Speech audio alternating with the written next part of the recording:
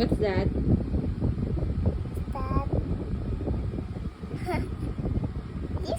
Konti lang, oh. Pahid mo dito. Ganito, pahid mo.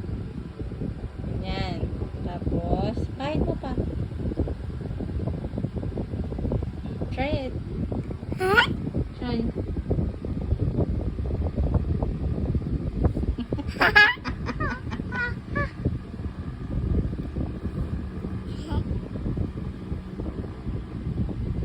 Ano?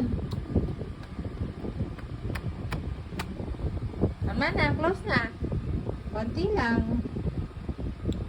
Okay na.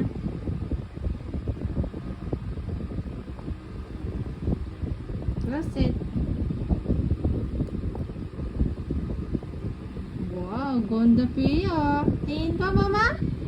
Tingin, mama? Tingin. Tingin lips. Lips.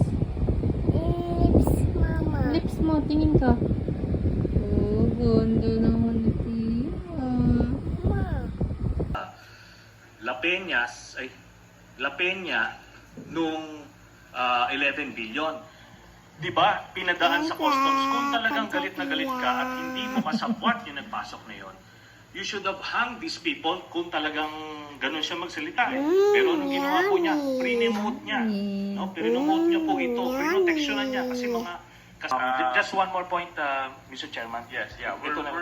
going Mr. Chairman, off if I- tangent from Okay, from our discussion. If I may, Mr. Chair. Yes, Congressman Fernandez. Para to save time, no, Yes.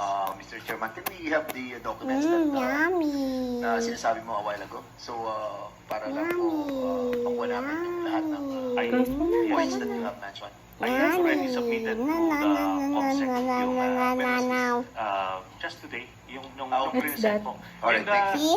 Kon po, yun po, as challenged earlier by Chairman Paduano, na pwede pong imbitahin yung AMLAC, but as I understand, hindi po exempted yung legislative inquiry because sinubukan na po namin yan.